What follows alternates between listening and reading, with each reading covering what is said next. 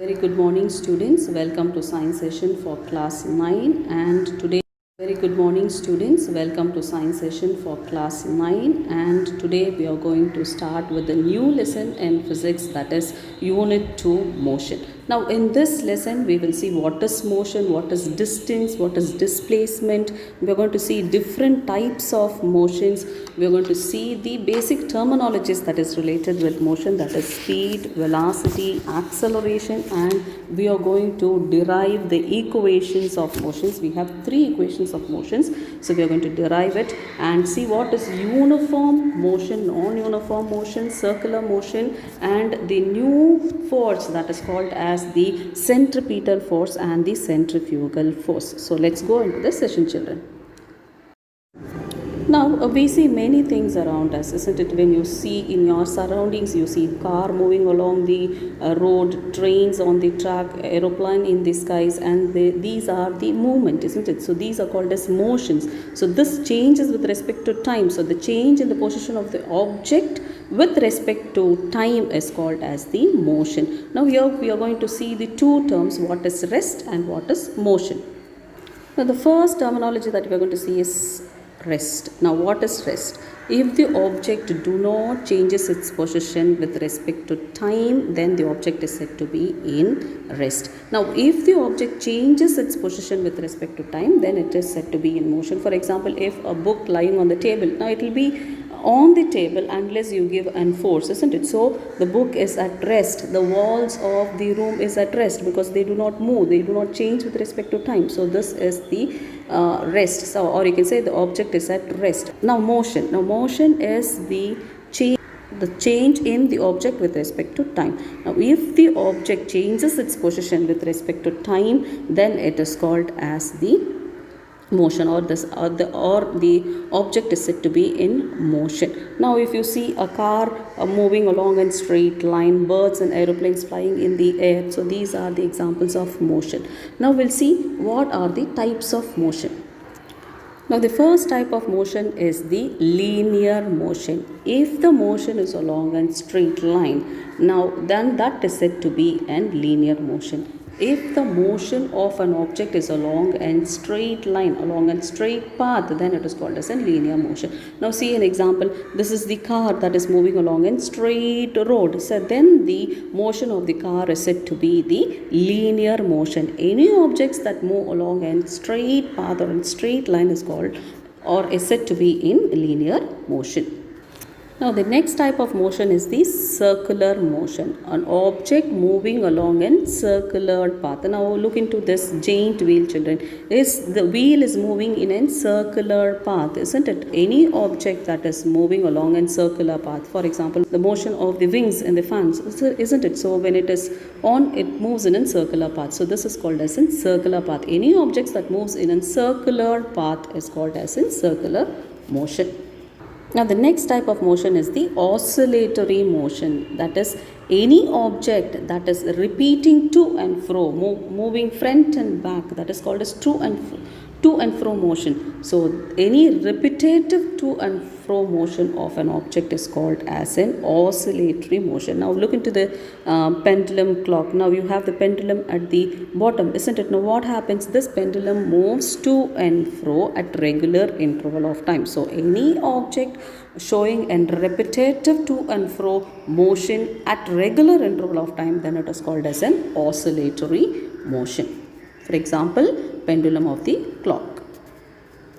Now next is the random motion. So motion of the object which do not follow any of the above motion. That is linear motion doesn't come under linear motion, circular motion or oscillatory motion. That is irregular movement of the body in any direction is called as the random motion. For example, the butterflies that is flying in the air. So it is the random motion. It do not follow any straight line path, or it do not move in a circular path, or it do not to show an to and fro movement, isn't it? So it moves in an irregular motion. So that is called as the players, the hockey players. So follows the path of the ball, isn't it? So moves in a random motion. So any object that do not follow any of the particular motions, or it shows an irregular motions in which the direction is not at all fixed, then that type of motion is called as the random motion.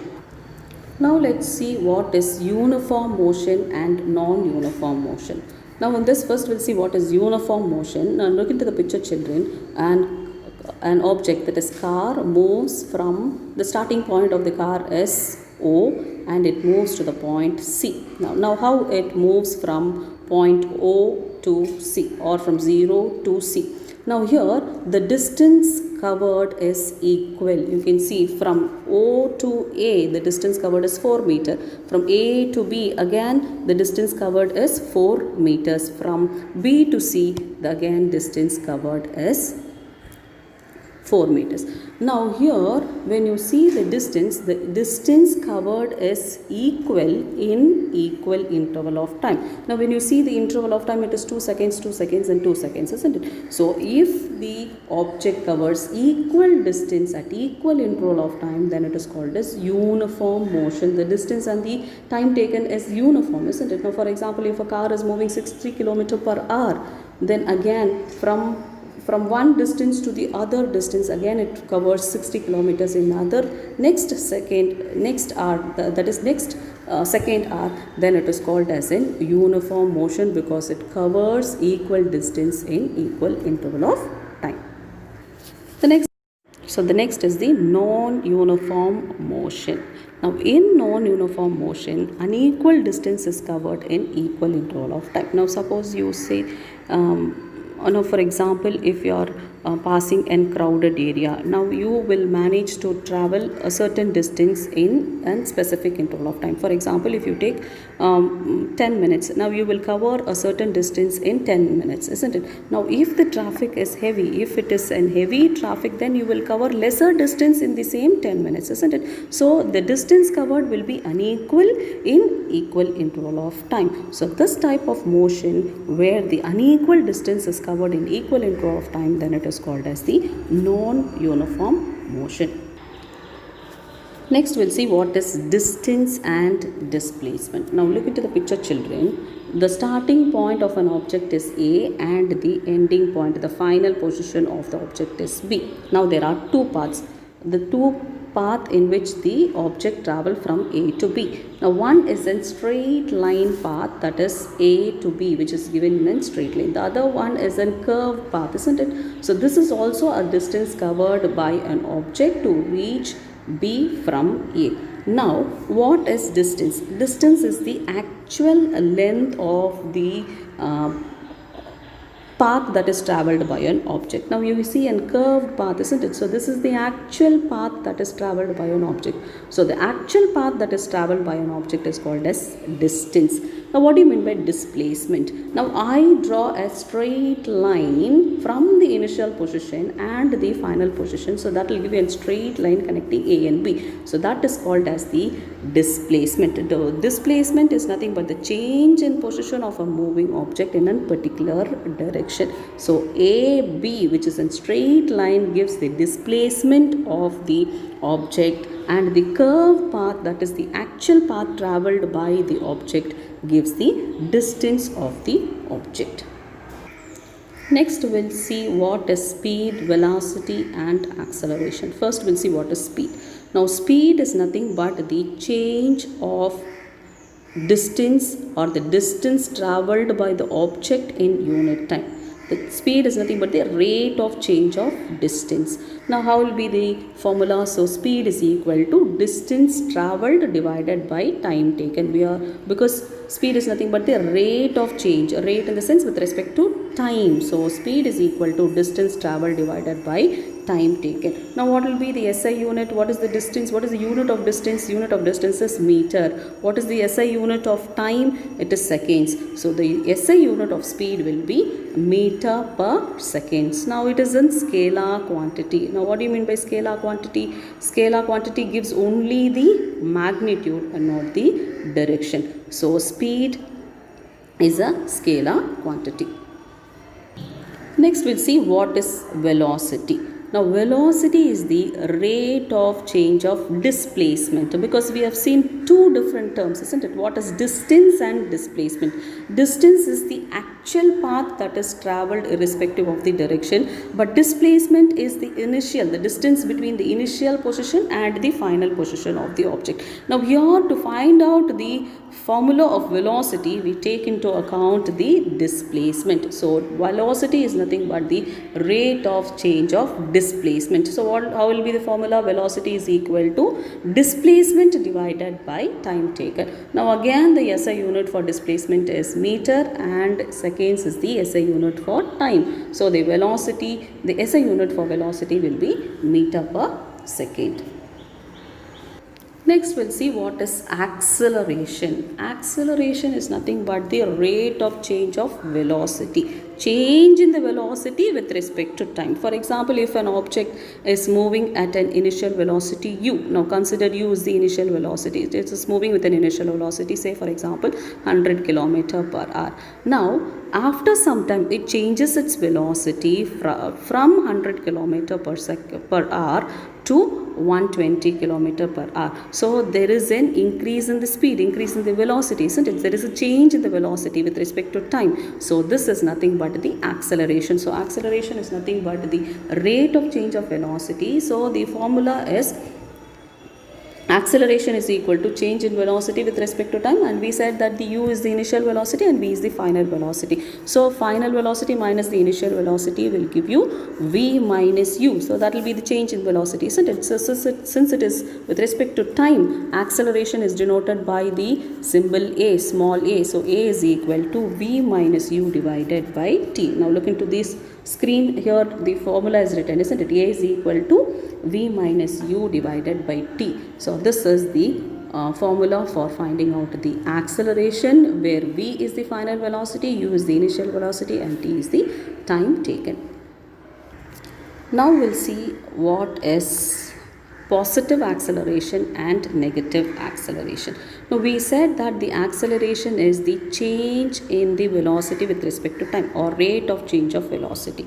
Now if the final velocity is greater than the initial velocity, then the acceleration will be on positive terms. So that is called as positive acceleration, because the final velocity is greater than the initial velocity. So v minus u will be a positive one because v is greater than u. Now that type of acceleration is called as a positive acceleration. Now if the moving object decelerate, or if it reduces its velocity after some time, if it decreases its velocity after some time with respect to time, then there will be a negative acceleration, because the final velocity will be less than that of the initial velocity. So the change in the acceleration, that is v minus u, will be a negative value. So in that case, if there is a negative acceleration, then the negative acceleration is called as retardation or decelerations, because the final velocity is less than that of the initial velocity.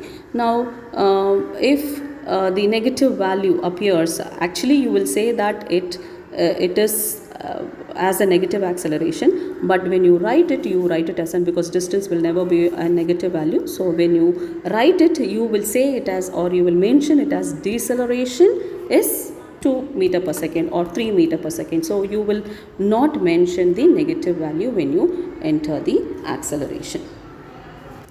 Next we'll move to distance time graph of an uniform motion. Now I said it is a uniform motion, so the distance covered at equal interval of time will be the same, right? Now consider an object is moving in an uniform motion, that is covers equal distance in equal interval of time. Now you have a tabular column, isn't it? Table 2.1, which gives the time and the distance. Now look into the time and the distance. The time interval is 5 minutes, isn't it? 0, 5, 10, 15, 20 and 25. So the interval is 5 minutes. And here the distance covered is 0, 500,000. So equal covers, it covers equal distance, that is 500 meters, isn't it, in 5 minutes. So it covers equal distance in equal interval of time. So the motion is called as a uniform motion. Now we are going to draw a graph between this distance and time, and let's see how does the graph looks.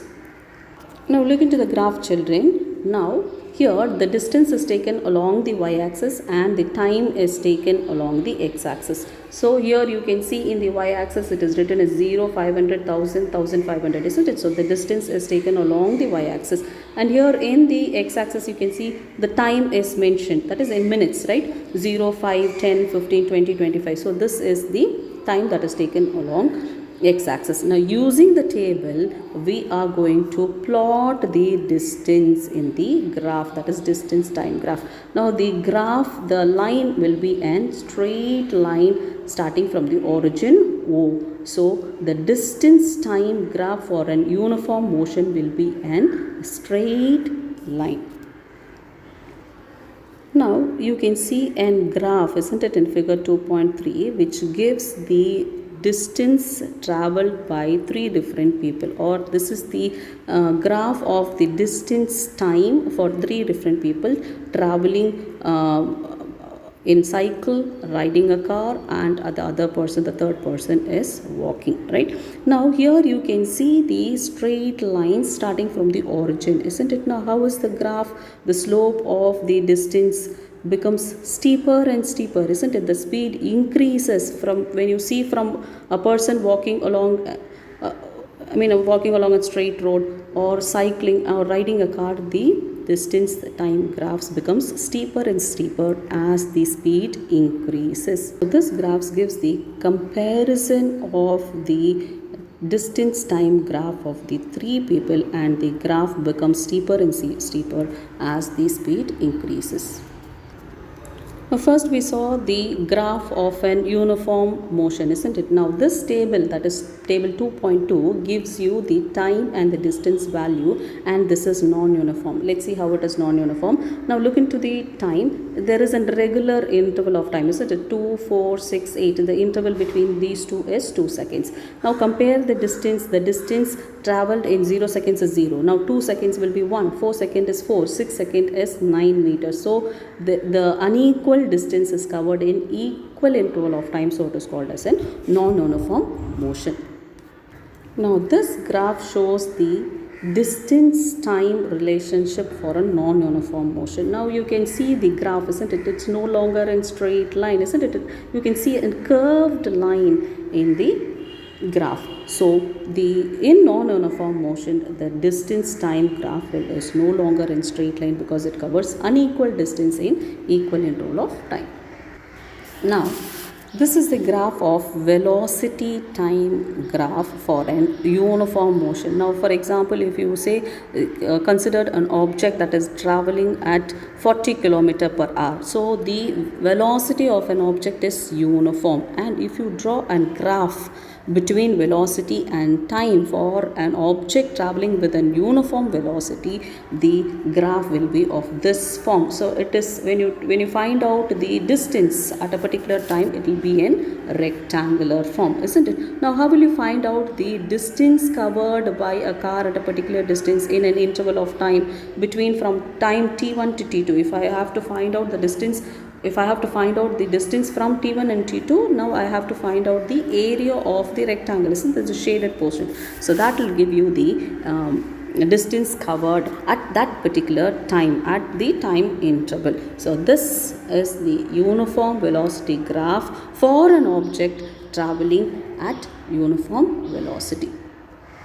Now look into this graph, children. This is the velocity time graph for uniform acceleration. That is, the change in the velocity is equal at equal interval of time, isn't it? So uniform acceleration, there is an acceleration, there is a change in the velocity, but it is uniform. Now it'll be a straight line passing through the origin O. So this is the velocity time graph for an uniform acceleration, and it will be a straight line. Now how will you find out the distance covered by an object at a particular period? Now here in the graph you can see T1 and T2, isn't it? Now if I have to find out the area of a shaded portion, the distance covered by an object at an interval of time. Now this graph is the velocity time graph for non-uniform acceleration. As the name indicates, the acceleration is not at all uniform. It may rise from 10 km per hour to 30 km, again it can decrease to 25 km, again it can increase to 40 kilometers. So there is no uniform velocity, or you can say there is no uniform acceleration. It is accelerating in the different velocity time graph for the non-uniform acceleration is not an it doesn't give a straight line, isn't it? So there are ups and downs in the graph which shows the non-uniform acceleration of the object. Let's see the problem based on the speed on the velocity, right? Now the first problem is in page number 16. Now I'll read the question. An object travels 16 meters in 4 seconds and then 16 meters in 2 seconds. Now find the average speed of the object. Now here we are going to find out the average speed of the object. Now here we have two objects, isn't it? Now what is given? Object 1, the distance travelled is 16 meter and the time taken is 4 seconds. Object 2, the distance travelled is again 16 meter but the time taken is 2 seconds. Now what do we have to find out? We have to find out the average speed. Now to find out the average speed, now we have to find out the total distance covered by the object, because it is an average of the two objects, isn't it? So distance is equal to 16 plus 16 will become 32 meters. Now what is the total time taken? 4 seconds plus 2 seconds will become 6 seconds. Now average speed is equal to total distance divided by total time taken, isn't it? Now we have found out the total distance to be 32 meters. Total time is 6 seconds. Now when you divide, you will get 5.33 meter per second. I have done the division. Do the division and compare it with mine. So average distance of the objects will be 5.33 meter per second. Now we'll see one more problem. It is problem number 2 in page number 16 again. A sound is heard 5 seconds later than the lightning is seen in the sky on a rainy day. Find the distance of the location of lightning. The speed of the sound is given as 346 meter per second. Now here the speed of the sound is 346 meter per second, and the sound is heard 5 seconds, isn't it, after the lightning. So time is equal to 5 seconds. Now what you are going to find out? You are going to find out the distance of location of lightning. Distance we are going to find out. So we'll use the formula speed is equal to distance divided by time. Here the speed is given 346, distance we have to find out, and time is also given as 5. So when I bring this 5 this side, it will become distance is equal to 346 into 5. So when you multiply, you will get 1730 meter. So the distance of the location of lightning is 1730 meter. Now we'll see the equations of motions. Now we are going to derive the equations of motions. There are 3 equations of motions. Now first consider an object moving with an initial velocity u. Now after acceleration there will be a change in the velocity, isn't it? So the path of the object is from D to B. So the initial velocity will be D, and after acceleration it reaches B, and B will be the final velocity. The final velocity will be at B. Now we are going to draw a graph between the velocity and the time. So time is taken in x-axis and velocity in y-axis. Now here this distance will be u, isn't it? Because it is where the object starts traveling. So after acceleration it reaches the point B. Now in this, the starting point is D. So the distance from 0 or from O to D will be u. Now the time is taken along x-axis. So when we draw a perpendicular line along the x-axis, now let's mark it as A. So this distance will be, this line will be T, because it gives you the time, isn't it? Now since this distance and this distance are equal, now this seems to be a rectangle, isn't it? Now here this distance is equal to this one, so this will also be u. Now this final velocity will be v, isn't it? So starting from E to B, so BE will be equal to v. So this will be the final velocity. Now I said that the initial velocity u is equal to OD, isn't it? So that is equal to AE.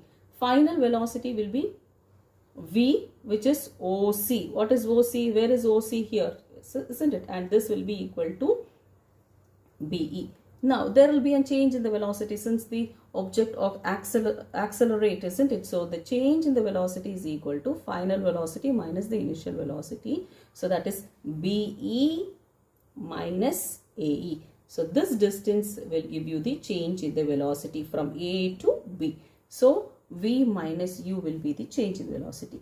Now we know that the formula acceleration is equal to change in velocity divided by time, isn't it? Acceleration is denoted by the letter A and change in velocity is v minus u and the time is denoted by t. So now when I bring this t to this side, it will become AT is equal to v minus u. Now let's find out what is the final velocity. So final velocity is equal to u plus AT.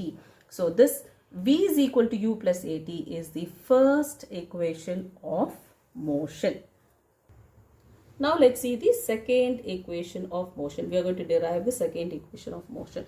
Now in the first equation of motion we have found the final velocity, isn't it? Now here we are going to find out the distance covered by an object during the time t. So S is denoted, the distance is denoted by S. So S is equal to area of the quadrangle, that is BOE. So this is the angle. So S is equal to area of the quadrangle DOEB. So this quadrangle, we are going to find out the area of this quadrangle. Now this is divided, this can be divided, isn't it? So this is a rectangle and above which you have the triangle. So I'll find the area of the rectangle and the triangle, I'll add together, so I'll get the area of the quadrangle. Now area of the rectangle, what is the area of the rectangle? Length into breadth, isn't it? Now what is the area of the triangle? BAD, it is half into base into height, isn't it? Now the length is equal to T and here breadth is u, isn't it? Half, base will be t and height will be at, that is acceleration, right? And now here this can be written as ut, isn't it? Now this is half a t square, t into t square. So S is equal to, distance is equal to ut plus half at square. So this is the second equation. Now we are going to derive the third equation of motion. Now again in the third equation of motion we are going to find out the distance, which is denoted by the letter S. Now here we are going to find out the area under trapezium DOEB. So this is the trapezium, isn't it? Now here the area of the trapezium is given by half into sum of the length of the parallel sides into distance between the parallel sides. Now we'll see what is parallel sides here in the trapezium. Now in the trapezium DOEB, this is the parallel side, that is OD and BE is the parallel sides. We know that OD is equal to U, isn't it? And BE, the distance, is V. So when we add the sum of the length of the parallel side, it will be U plus V. And what is the distance between these two parallel sides? It is denoted by T, isn't it? So into T. So half U plus V, and this T can be substituted from this equation. That is, we know that acceleration is equal to change in the velocity divided by T. Change in the velocity is V minus U divided by T. So here this T, I'll bring this T to the other side. So that will become AT is equal to V minus U. Now from here I'm getting T. So T is equal to V minus U divided by A. So I'm going to substitute this V minus U by A here instead of T. So this will become U plus V into V minus U divided by A. Now I am bringing this together. So this will become 1 divided by 2A. And what is in the numerator? V plus U and V minus U. Now this is of the form A plus B and A minus B, isn't it? So I can write this as A square minus B square. Similarly here I can write it as V square minus U square. So S is equal to 1 divided by 2a v square minus u square. Now here I am bringing this 2a to the other side. So this will become 2as is equal to v square minus u square. Now here I am going to find out what is v square. V square here, I will bring this minus u square to the other side. So v square is equal to u square plus 2as. So this is the third equation of motion. The first equation of the motion is v is equal to u plus at, and the second equation is s is equal to ut plus half at square, and the third equation is v square is equal to u square plus 2as. Now we have seen the equation of motion, isn't it? So using which we are going to see the problem. Problem number 3 in page number 20. Now let me read the problem. The brakes applied to a car produce an acceleration of 6 meter per second square in the opposite direction to the motion. If the car takes 2 seconds to stop after application of brakes, calculate the distance traveled during this time. Now this is the question. Now let's solve the question. Now here what is given? Acceleration is given as minus 6 meter per second square. Now it takes 2 seconds, isn't it, to apply brake. So t is equal to 2c. Now the final velocity will become 0 because after acceleration the car stops. Now what we have to find out? We have to find out the distance after the application of the brake. Now what is the solution? We know that the first equation of motion, isn't it? V is equal to u plus at. Now here the final velocity is 0. Now initial velocity we have to find out. We know that the acceleration is minus 6 into 2. So that will become 0 is equal to u minus 12. So here u is equal to 12 meter per second. When this 12 goes to this side, it will become positive. So u is equal to 12 meter per second. So the initial velocity is 12 meter per second. Now here we are going to find out the distance, isn't it? So we are using the second equation of motion. So s is equal to ut plus half at square. So we are substituting u is equal to 12, t is equal to 2 plus half. Acceleration is minus 6 into 2 square. T is equal to 2 square. So this will become 24. When I cancel, this will become minus 3. So it will become minus 12. So 24 minus 12 is 12 meter. Now we will see what is accelerated motion. Now considered a circular motion. Now we said that the object moving in a circular path is said to be in circular motion. Now if an object is moving in a circular path with constant speed, then that type of motion is called as the accelerated motion. Now why there isn't change in the velocity? The velocity changes due to the change in the direction because it is moving in a circular path, isn't it? So at every point that it travels, there isn't change in the velocity due to the change in the direction, isn't it? So that type of motion is called as the accelerated motion. For example, you can see the revolution of the earth around the sun or the revolution of the moon around the earth. So these are called as the accelerated motion.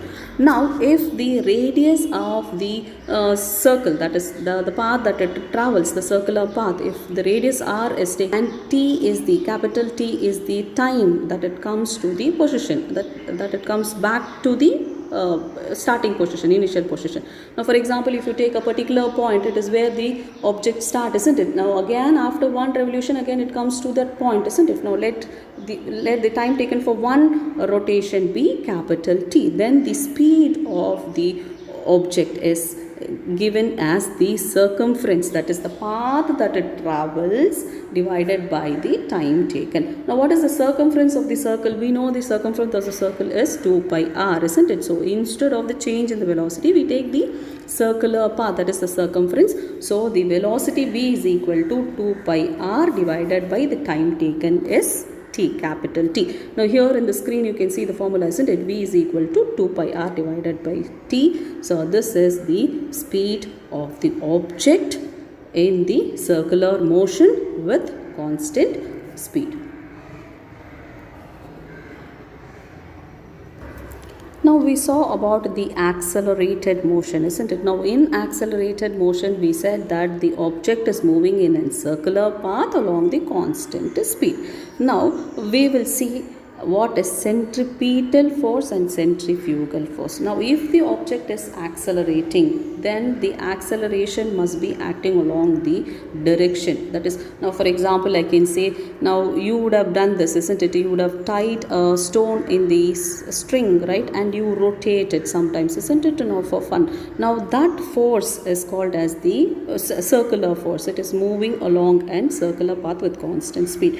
Now if the accelerated motion is carried out, now in that case then there must be an acceleration that is acting along the string, right, because you tie the string, at the end of the string you tie a stone and you rotate it, isn't it? So the acceleration must be acting along the string either in the inward direction or in the outward direction. Now here this gives you the two types of forces that is acting along the string, either the inward direction or the outward direction. Now here you have the centripetal force and the centrifugal force. Now centripetal force is one if the acceleration is directed radially towards the center of the circle is called as the centripetal force. Now look into this picture, children. Centripetal force, the car is moving in a circular path, isn't it? Now you can see a red arrow mark, isn't it, towards the center of the circle. So this is the acceleration that is directed towards the center of the circle. Then that type of the force is called as the centripetal force. Now centrifugal force. Now look into the first picture. So that is the centrifugal force.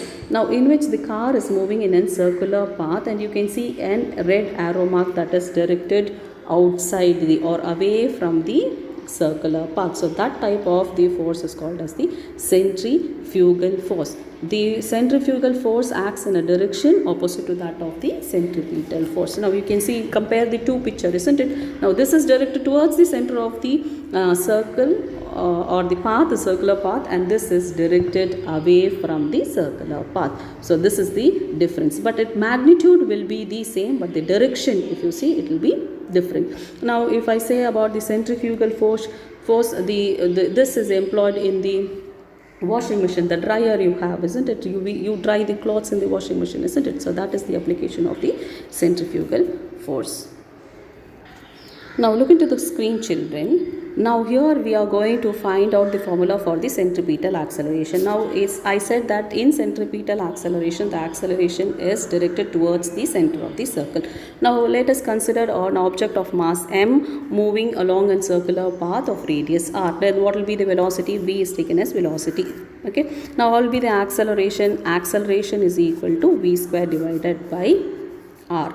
So the force, if I have to calculate the centripetal force, then it is given by force into acceleration. We know that Newton's second law of motion, F is equal to ma, isn't it? So force into acceleration. Now what is the acceleration that we have found here? V square divided by r, isn't it? So F is equal to m into v square divided by r. So the centripetal force, the magnitude of the centripetal force, or the formula for centripetal force is F is equal to mv square divided by r. Let's see the problem related to these centripetal force, right? Now in page number 22 you have the problem number 4. Now I'll read the question. A 900 kg car moving at 10 meter per second takes a turn around a circle with a radius of 25 meter.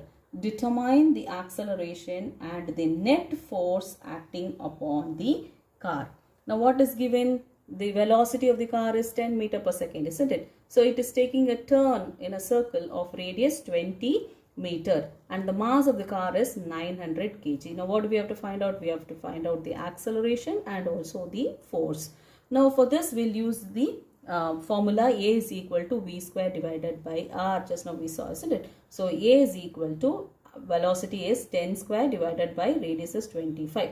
So this will go 4 times. So acceleration is equal to 4 meter per second square. Now we know that according to Newton's second law of equation, F is equal to m into A. Now here m is given, mass of the car is given as 900 into acceleration, just now we have found out. So that is 4. So when you multiply you will get 3600 Newton. So the force is equal to 3600 Newton. Now with this we come to the end of the lesson, children. So in this lesson we saw what is rest, what is motion, what are the types of motion, and what is speed, velocity. We saw the formula for acceleration and the relationship between the time and the distance for the uniform, non-uniform motion, and velocity time graph for the uniform acceleration and non-uniform acceleration. And we have derived the three equations of motion. We saw what is centripetal force and centrifugal force, and we have also discussed the book inside, that is the solved problems, right? Now in the next session we will see the next chemistry lesson. And now the your homework for today is, now we have derived the three motions, isn't it, three equations for the motion. So please do copy this in your classwork and see to that you memorize the steps, so that it will be useful for you, because this comes under the detailed question, right, answer in detail, and this is asked in few question papers. Now see you in the next class, children. Thank you.